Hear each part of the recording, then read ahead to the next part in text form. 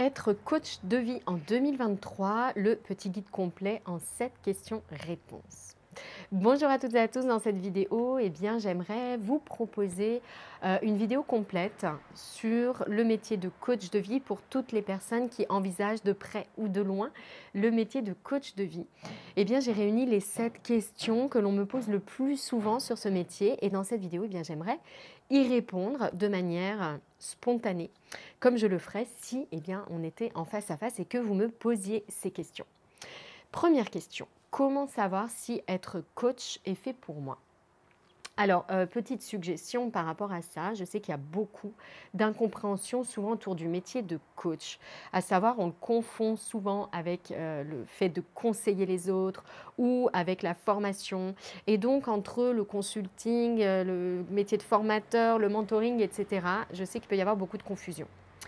Une suggestion, ça peut être de vous renseigner un peu plus en avant sur ce qu'est un coach, à savoir quelqu'un qui ne conseille pas, mais qui est là pour aider l'autre à accéder à ses ressources, qui joue comme le rôle de relais, on pourrait dire, de la part de lui qui se pose les questions, à la part de lui qui a les réponses.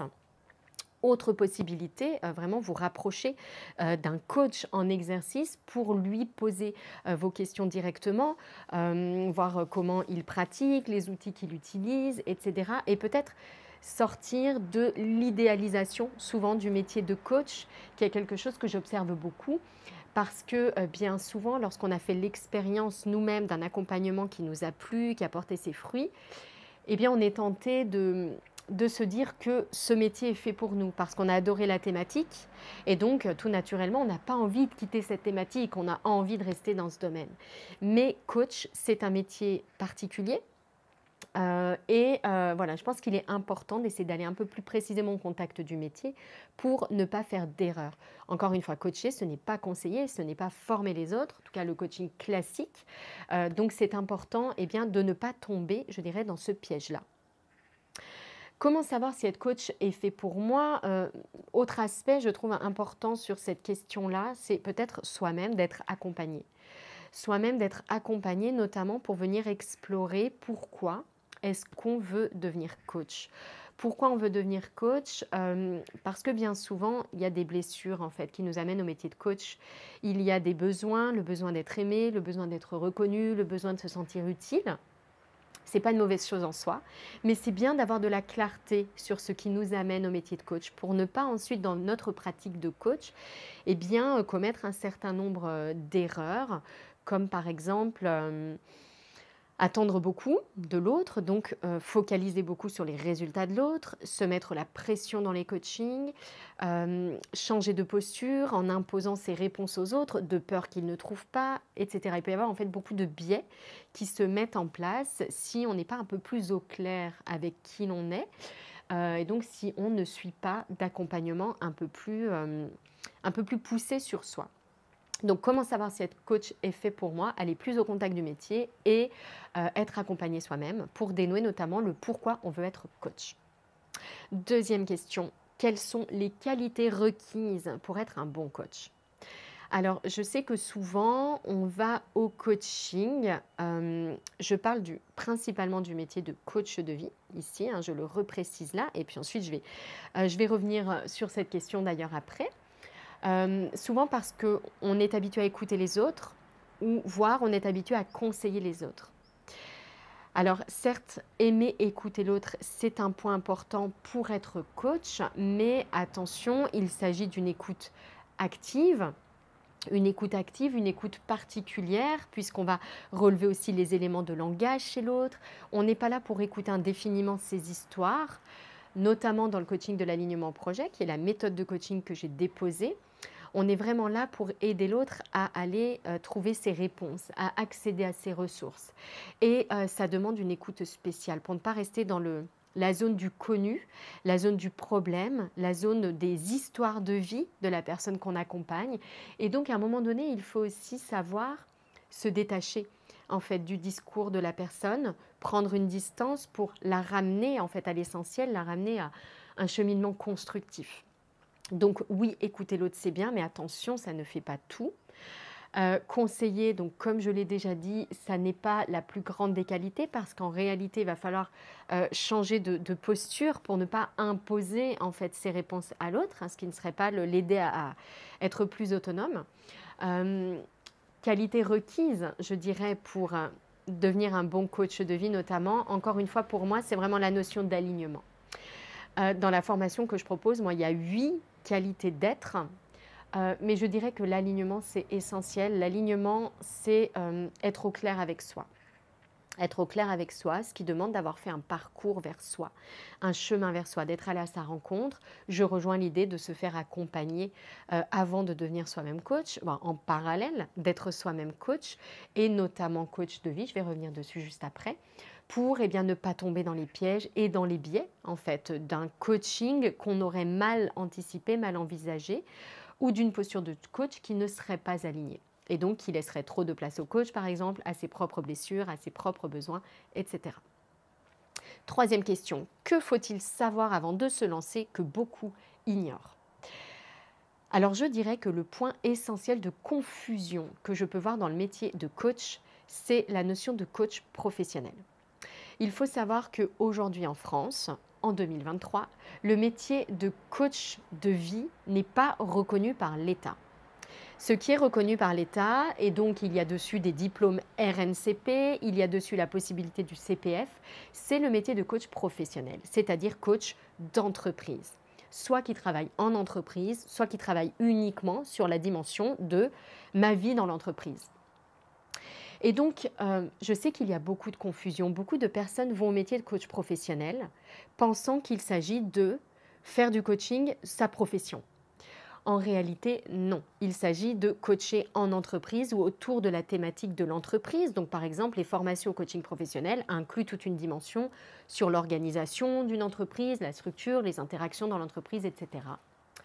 Pour se former au coaching de vie, il n'y a pas de reconnaissance de l'État à l'heure actuelle, il n'y a pas de RNCP, il n'y a pas ce genre de label comme je ne saurais même pas les dire, IFS ou IFC ou ICF ou que sais-je encore, il y a beaucoup de choses qu'on voit passer comme ça. Tout ça, c'est le coaching professionnel. Si vous êtes intéressé par le coaching de vie, et je vais en reparler juste après, eh bien, c'est un autre type de formation qu'il va falloir trouver. Et ces formations-là ne sont pas reconnues en soi par l'État, alors précisément pour ce métier de coach. Par contre, vous pouvez passer par des organismes de formation agréés par l'État. C'est par exemple le cas de l'école de coaching que je propose. On a un agrément de l'État, mais pas de diplôme pour cette formation-là spécifique parce que je forme au métier de coach de vie. Avec une particularité, je l'ai évoqué, le coaching de l'alignement au projet. C'est un coaching qui va plus en profondeur que le coaching classique pour mieux s'adapter aux besoins du monde de demain. Donc le truc à savoir avant de se lancer, c'est cette distinction. Est-ce que je veux être coach en entreprise ou sur la thématique de l'entreprise? Est-ce que je veux être coach plus général avec tout un ensemble de thématiques, notamment la thématique de la reconversion professionnelle par exemple, qui peut être tout à fait une thématique des coachs de vie. Quatrième question, le coaching en développement personnel et spirituel, est-ce que c'est une mode ou est-ce que c'est un réel besoin?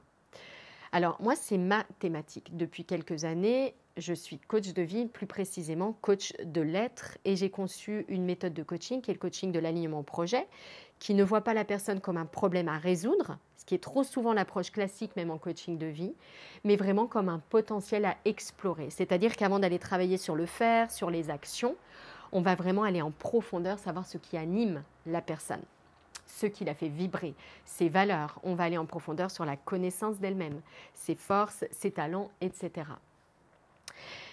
Et je le remarque de plus en plus, et si vous regardez cette vidéo, c'est probablement que vous aussi. Le monde d'aujourd'hui a des besoins qui évoluent rapidement, notamment en termes d'accompagnement personnel et spirituel. Toutes les vidéos, toutes les chaînes, toutes les conférences, tous les sommets qui existent et qui sont en lien avec l'ouverture des consciences, avec les vibrations, avec la nature de l'être, avec la spiritualité, tout cela prend une ampleur absolument incroyable. Quand le métier de coach professionnel s'est installé, on va dire, sur le marché français depuis, on pourrait dire, une vingtaine d'années, c'est quelque chose qui est très, très marginal. Cette spiritualité, on va dire, beaucoup plus accessible qu'avant. Aujourd'hui, les gens ont besoin profondément d'aller plus en profondeur, de mieux se connaître. Les gens se rendent bien compte que leurs comportements quotidiens sont simplement on va dire la partie émergée de l'iceberg, la partie visible de l'iceberg. Et en réalité, en profondeur, il y a énormément de choses, de blessures, d'émotions. Il y a d'autres corps qui ne sont pas visibles. Il y a tout un ensemble de choses en fait qui est en place et qui se manifestent dans les actions du quotidien. Traiter juste les actions, les comportements sans aller en profondeur dans cette connaissance de soi, ça n'a pas de sens. Et réellement, le coaching en développement personnel et spirituel, ce n'est pas du tout un effet de mode, c'est l'évolution du monde, c'est suivre l'évolution du monde. Et c'est aussi pour cette raison que j'ai conçu le coaching de l'alignement projet pour aller plus loin que le coaching classique qui traite les comportements, qui traite les problèmes et les solutions, pour vraiment aller chercher la solution au niveau de l'être, la connaissance de soi, qui je suis, qu'est-ce que je veux créer en profondeur, où est-ce que je veux aller, quelle est ma vision pour ma vie, quel est mon rêve pour ma vie, quel est mon idéal pour ma vie. Et vraiment répondre à ces questions, c'est indispensable pour traiter en fait les problèmes qu'on rencontre au quotidien, qui sont des symptômes de notre déconnexion de nous-mêmes. Donc ce n'est pas une mode, c'est vraiment s'adapter au monde de demain. Et donc c'est très très important que dans votre formation au coaching de vie, eh bien, vous ayez cette dimension-là de s'adapter aux besoins du monde de demain. Autre question, faut-il se spécialiser et si oui, quand ? Alors, il y a déjà une première question à se poser qui est celle de la distinction entre coaching de vie et coaching professionnel, comme je l'ai évoqué. Ensuite, il est aussi essentiel de chercher une approche du coaching de vie, si c'est ce qui vous parle le plus, qui résonne. Et donc, c'est une première façon de se spécialiser, parce qu'entre le coaching de vie classique et, par exemple, le coaching de l'alignement projet que je propose, il y a des différences notables dans les outils qu'on utilise, dans le parcours de coaching qu'on va proposer, dans la façon même de coacher. Et donc, ça, c'est une question qu'il est important de se poser en amont de sa formation. Pour ce qui est de la spécialisation plus fine, par exemple une thématique précise, un public précis, pour moi, ça, c'est une question qu'on va se poser à la fin du parcours de formation. Moi, dans la formation que je propose, le parcours Coach Cap, c'est une question qu'on va se poser à la fin du parcours de formation, notamment dans la phase « Utiliser les outils sur soi ». Parce que pour moi, cette dimension-là, je vais revenir dessus, elle est vraiment essentielle. Pouvoir utiliser les outils sur soi pour aller en profondeur en soi, afin de cultiver une juste posture ensuite dans ces accompagnements. Et donc, cette question-là, elle va émerger. En réalité, les réponses vont émerger de l'exploration intérieure, de son exploration intérieure. Identifier ses forces, identifier ses valeurs, identifier ses grandes leçons de vie pour pouvoir identifier en fait sa plus-value de coach. Quelle va être ma plus-value? Pour ne pas se retrouver dans une grande masse de plein de coachs formés exactement toutes et tous de la même façon, mais pour pouvoir avoir une place spécifique. Avoir cette plus-value spécifique, identifier cette plus-value pour ensuite vraiment proposer nos services exactement là où on a les plus beaux messages à apporter, la plus belle présence à apporter. Sixième question, pourquoi si peu de coachs gagnent leur vie en coachant? Je parle principalement ici des coachs de vie. Alors je dirais que c'est en partie pour la raison que je viens d'évoquer, cette notion de plus-value que les gens ignorent. Plus-value, c'est-à-dire connaître son identité spécifique de coach. Ça va avoir un impact sur notre thématique, sur notre communication, sur notre façon de vendre nos services. Et je dirais que s'engager sur le marché du coaching avec des outils classiques que tout le monde va appliquer de la même façon, ça ne peut pas fonctionner. On ne va pas se distinguer en fait des autres, on va avoir du mal à identifier nos clients, on va avoir du mal à les trouver, on va avoir du mal à les attirer et on va se retrouver vraiment mis en concurrence avec tous les autres. C'est pour ça que c'est très très important à mon sens et c'est la raison pour laquelle si peu de coachs gagnent leur vie en coachant. C'est parce qu'il manque vraiment de clarté par rapport à cela. Parce qu'ils ne sont pas suffisamment passés par ces phases d'introspection nécessaires où on va s'appliquer à soi-même les outils du coaching. Ils n'ont pas identifié leur plus-value de coach et surtout, ils n'ont pas mis ça en lumière de toutes les étapes ensuite du développement de leur entreprise, création de leur entreprise et développement de leur entreprise de coach. Parce que bien souvent, quand on devient coach, on devient entrepreneur en parallèle. Septième question, comment choisir sa formation de coach de vie? Pour moi, la formation idéale au coaching de vie, elle repose sur 3 piliers. La première, hein, c'est de se former à des outils novateurs et adaptés aux besoins du monde de demain. Ça, c'est ce que je vous expliquais tout à l'heure. C'est vraiment important d'identifier que les gens ont besoin d'aller plus en profondeur. D'aller plus en profondeur dans la connaissance de l'être, de qui ils sont, de ce qui les anime en profondeur. Et donc, ça, c'est vraiment le premier point, c'est d'avoir des outils adaptés à ce monde de demain. Pour moi, ignorer la spiritualité, ignorer les notions d'intuition, ignorer que l'être est composé de différentes parties, corps, cœur, esprit, c'est vraiment passer à côté de la puissance du coaching. Deuxième élément clé, c'est d'avoir une formation qui accorde une part très importante à l'être soi, la posture de coach, avec les grandes qualités d'une posture de coach. Être coach, les outils, c'est peut-être 20% de notre pratique. 80%, c'est être coach. Être coach, c'est être soi. Et donc, il faut ici qu'il y ait une place essentielle à l'introspection, au travail sur soi, et également à toutes ces compétences requises pour être un bon coach. Je parlais de l'alignement, il y en a beaucoup d'autres. Le troisième pilier essentiel d'une formation au coaching parfaite, à mon sens, c'est une formation qui met l'accent sur vous aider à identifier votre plus-value de coach pour ne pas vous retrouver en concurrence, lâché, on va dire, en concurrence avec tous les autres, mais vraiment vous aider à identifier votre plus-value et voir comment ça va impacter votre choix de votre spécialisation, quelle thématique, quel public, comment est-ce que je vais exercer, quel type de pratique de coaching. Le coaching de l'alignement au projet et la formation que je propose, on va explorer différentes façons de coacher. Coaching collectif, coaching à distance, coaching présentiel, coaching individuel, etc. Et je trouve que c'est très important d'avoir une liberté ici pour justement pouvoir mettre en lumière en fait sa plus-value et faire passer ses plus beaux messages de la plus belle façon qui soit. La plus belle façon qui soit, c'est celle qui nous ressemble. C'est pour ça que c'est très très lié également au travail sur soi, que cette formation au coaching doit nécessairement vous proposer, doit nécessairement inclure. Voilà ce que je souhaitais vous partager dans cette vidéo. Petite information avant de finir, le parcours Coach Cap 2023 ouvre ses portes actuellement.